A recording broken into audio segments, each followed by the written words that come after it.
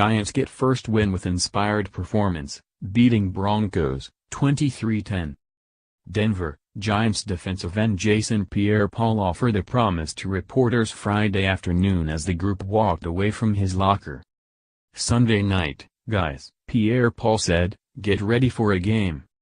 Hard to believe even Pierre-Paul knew the Giants were about to deliver the kind of performance that they ultimately did. Pierre-Paul registered 3 sacks and Janoris Jenkins added a pick six as the Giants jumped on top of the Broncos and never trailed, pulling off the biggest upset of the NFL season for their first victory, 23-10, at Sports Authority Field at Mile High. The Giants, 1-5, entered as 13.5-point favorites in a game that Ben McAdoo declared "There's nobody giving us a chance in hell to go win this ball game." They took a 17-3 lead into halftime, their biggest advantage since Week 12 of last season in the fourth quarter of the eventual victory over the Browns in Cleveland. The Broncos, 3-2, had won 15 of their last 18 home games in prime time. 3 wide receivers, including star Odell Beckham Jr. and veteran Brandon Marshall, have undergone season-ending surgery.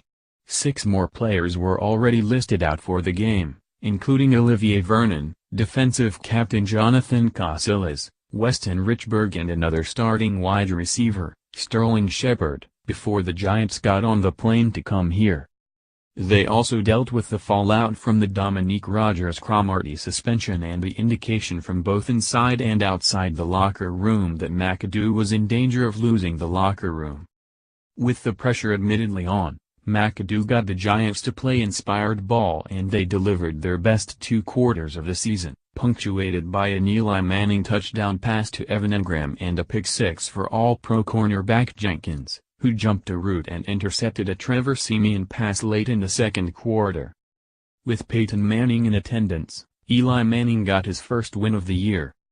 Orleans Darkwa picked up the first 100-yard game of his career. "We've got a great opportunity. There's nobody giving us a chance in hell to go win this ball game," McAdoo said Friday morning. "People don't think we can score without 13, Beckham. They think our defense has lost its stinger. Special teams isn't important in the whole locker room. So we're gonna find out what we're made out of on a big stage. And I think we have a good football team."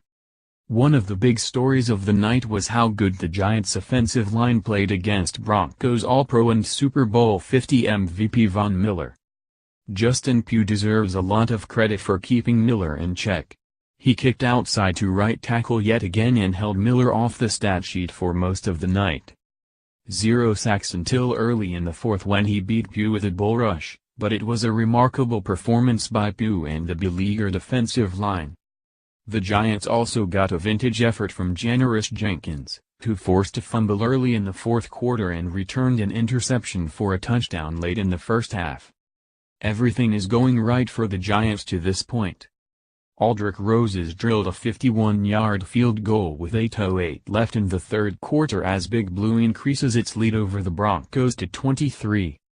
The reason Ben McAdoo gave NBC's Michelle Tafoya at halftime as to why he decided to have offensive coordinator Mike Sullivan call the plays is exactly why he should have made the switch sooner. "The entire team needed me this week," McAdoo said, according to Tafoya during the national television broadcast.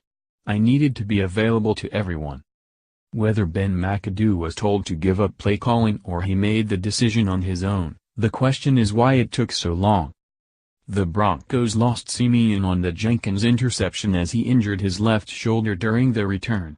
He was replaced by Brock Osweiler. The Giants' defense comes up with tremendous coverage in the red zone to hold the Broncos to a Brandon McManus field goal from 28 yards out.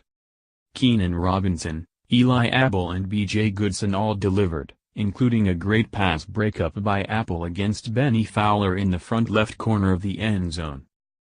And just like that, the Giants are out of the gate strong and in stunning fashion early in the second quarter. Landon Collins picked up his first interception of the season to end a Denver drive. Earlier, Eli Manning hit Evan Engram for a 5-yard touchdown pass as the Giants ran a perfectly executed pick play at the goal line with Roger Lewis clearing out safety Justin Simmons. Orleans Darquois' 47-yard run with a crushing block from right guard DJ Fluker, who obliterated Broncos lineman Adam Gotsis to open the hole up the middle. The Giants kept the drive alive when Manning connected with Lewis on a crossing route for 15 yards and a first down, moving the sticks despite a 3rd and 10. It was the first conversion of 3rd and long by the opposing offense in 38 tries against the Broncos. Former Giants kicker Brandon McManus, now with the Broncos, missed a 35-yard field goal attempt wide right and Big Blue keeps the lead after the first quarter. The Giants, 12-point underdogs, are hanging in. Another forced 3 and out for the Giants defense, and this time Jason Pierre-Paul picked up the key play when he sacked Trevor Siemian. Pierre-Paul also forced a fumble on the play, but the ball bounced right back to Siemian. Rookie Ed Egan has been the returner for the first 2 punts, but he has called fair catches on both. In what has been the most challenging week of his tenure as head coach, Ben McAdoo finally called an audible. He handed off the play-calling duties to offensive coordinator Mike Sullivan. The move was made public at the open of NBC's Sunday Night Football broadcast by Al Michaels, and the Giants came out attacking Denver's number 1 ranked defense. Justin Pugh held his own on the right side against the Broncos. Von Miller and Eli Manning mixed up the passes and runs. He hit Evan Engram twice, and the Giants used Orleans Darquois and Wayne Gallman on the ground to move inside the 10. That's where the drive stalled, though, and the Giants settled for a 25-yard field goal from Aldrick Roses when Manning was sacked on 3rd and goal. The Giants forced a 3 and out on the game's opening possession with Trevor Siemian looking to target Eli Apple. Apple started after being benched last week, and had good coverage to force the punt. Eli Manning ties Howard Cross for second most regular season games played in franchise history, 207. Pro Football Hall of Famer Michael Strahan has played the most regular season games in team history, 216.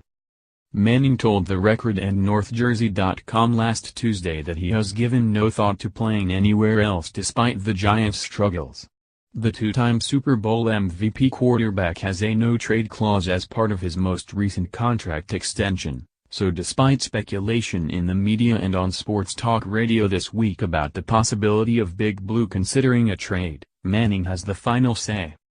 There had been a scenario floated about the chance of Tom Cullen seeking a possible reunion with Manning in Jacksonville due to the ineptitude of Blake Bortles. Then, earlier Sunday, when Green Bay lost star quarterback Aaron Rodgers to a broken collarbone, some observers brought up Manning's name as a possibility, in addition to former Cowboys quarterback and current CBS analyst Tony Romo and the retired Hall of Famer, Packers great Brett Favre. Manning's focus was instead on trying to figure out a way to compete against Denver's number 1 defense without his top 3 wide receivers. Odell Beckham Jr. and Brandon Marshall are out for the season. Sterling Shepard is inactive with an ankle injury.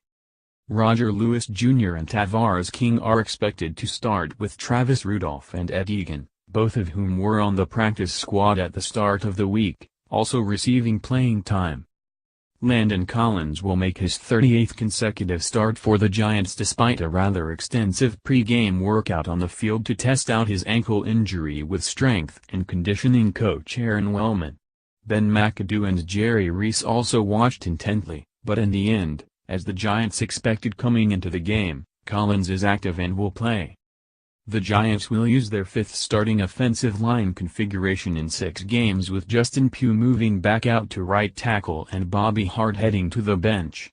Pugh's reward, facing a ton of Broncos All-Pro outside linebacker Von Miller. The starting LT Eric Flowers, LG John Jerry, C. Brett Jones, RG DJ Fluker, RT Pugh. The Giants inactives, Paul Perkins, Davis Webb, Jonathan Casillas, Olivier Vernon, Weston Richburg, Romeo Okwara, and Sterling Shepard. The Broncos are playing their NFL most 19th primetime game since Tim Tebow was their quarterback during the 2011 season. They are 15-3 in primetime over that span with an 8-1 record on Sunday Night Football.